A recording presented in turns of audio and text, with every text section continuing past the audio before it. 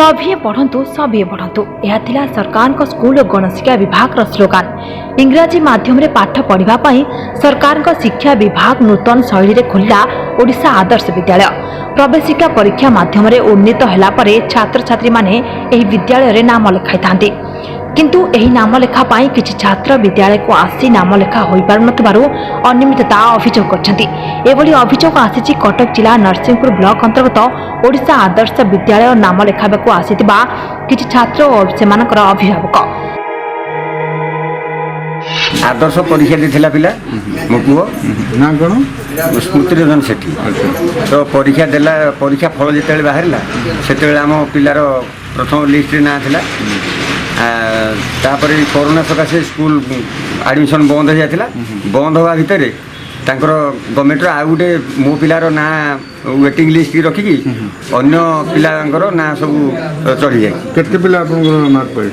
मो पिला पाइथिला 30 मार्क। जो पिला वर्तमान पाइछन से माने केते मार्क आइछ? जो पिला वर्तमान पाइछन से मानकर थिला 23 मार्क। 23 रु 33 मार्क दीटा पिलांकर हेजी। एथरे आमे बुझिबा को सुनिबा को पाउछु जे जो अधिकारी माने एठे ए भलिया व्यवस्था करछंती चंचकता करी से माने पैसा पत्र किसी उत्तर लांच नहीं कि भलिया प्रथम गला 30 तारीख जो रिजल्ट बाहर थिला से रिजल्ट रे मो 67 नंबर सीरियल रे 30 मार्क रखिकी पास आउट हिथिला। किंतु मु जतरा एडमिशन करिया गसिले माने कहले आपनकर लिस्ट रे ना नाही एडमिशन हे परिबोनी। मु कहली काहे हे परिबोनी? मु लिस्ट देखैली से माने राजी हेले कहले हमर नुवा लिस्ट अछि। मु कहली नुवा लिस्ट हैला केबे आमे जानिनु।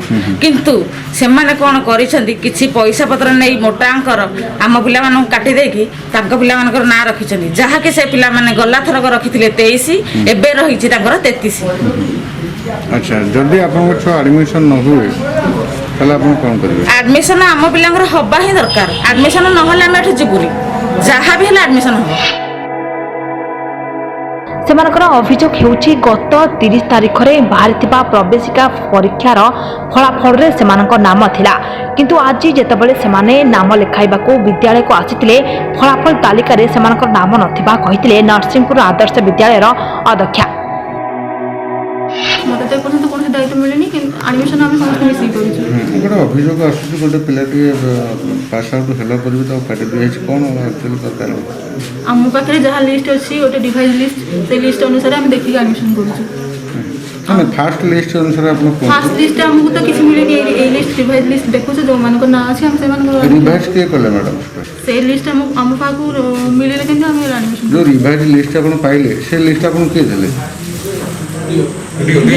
आपन काहे कहछु के देले दियो दियो देले? अच्छा एबे जो अभियोग आछो तांको पिला पास आउट हेई तांको एडमिशन होबो कि नै? तांकर किछि फाइनल हेले से तो सिलेक्ट लिस्ट रे नाहानी ना तांकर केमते एडमिशन नै तांको पाखर अछि लिस्ट अछि सेटा गवर्नमेंट लिस्ट अछि सेटा तो रिवाइज लिस्ट रे तांको ना नाही ना। नै जो रिवाइज ठीक अछि जो रिवाइज लिस्ट आपन कहउछन से रिवाइज ता किए करले एबं से ऑर्डर ता काई से रिवाइज किए करले से विषय तुम कहि परिबिनी हम पाखर लिस्ट असले नै आपन पूरा कंप्लीट न हेते आपन केम एडमिशन करछन पिला से जो पिला जेटा वंचित होछन बर्तन एडमिशन तारा दायित्व रही।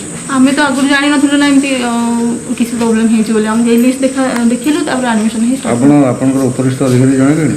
हां जणैले एबे फोन करलो। कोन कहउछन माने ये संग से तो लोकनाथ सर कथा लेबे कोन कहउछन से कहले कि भूल अछि जेटा कि संशोधन करे कि आउथरे ओटा लिस्ट बाहरला। बाबा आपन टिके दिन चार्ज लेनी? मु तो चार्ज नै नि मु तो तला आपन आज पिलांकर एडमिशन होबार अछि। अच्छा की एडमिशन करे? आमे समस्त मिसी कि अच्छा आपन दायित्व नै एडमिशन केन करे? दायित्व हम स्टाफ मिसी कि समस्त तो करू छ ना केना एबे आपन निजे कहले जे आपन को आपन ऊपर अफसर आपन दायित्व दे नांदी तो आपन बिना दायित्व के पछन केंदी आ एडमिशन करिवे केंदी? एडमिशन जेतु करिया पई नोटिस आसितला हमर तो के चार्ज नै नांदी किंतु एडमिशन लेट बिना चार्ज का एडमिशन हुए? मैडम तो कहले बियो मैम एडमिशन करिया पई तनो करे हम एडमिशन करू। आपन निजे कहले हम चार्ज दे नांदी एबे कहले हमको चार्ज तो लेखि कि दे नांदी किंतु हमहु नेबी बोली सेटा मैडम कहि छ। प्रथम तालिका रे सेमानकर नाम रहिबा एवं विद्यालय को आसिथिबा तालिका रे सेमानकर नाम नथिबा संदेह सृष्टि करथबा कहिचंती छात्र और अभिभावक। किछि समय पाई विद्यालय समक्ष रे धारणा रे बसिबा परे अध्यक्षा नाम लेखा को बंद करिबारु धारणा रे उठिथिले छात्र और अभिभावक। आगामी 7 दिन मध्य यार समाधान करानकले पुणी धारणार बसी बोली चेतावनी देछंती अभिभावक। छात्र एवं अभिभावक मानकर अभियोग पर नामलेखा को बंद कर दी जाइछि। परीक्षा परिचालन करुवा एवं फलाफल प्रकाश करथिबा उपरिस्थ जिला शिक्षा अधिकारी को ए बाबद रे जणाई दी जाइछि। जिला शिक्षा अधिकारी ठारू परवर्ती निर्देश आसबा परे पुणी नामलेखा आरंभ हेबो बोली कहिसंती नरसिंहपुर आदर्श विद्यालय अध्यक्षा।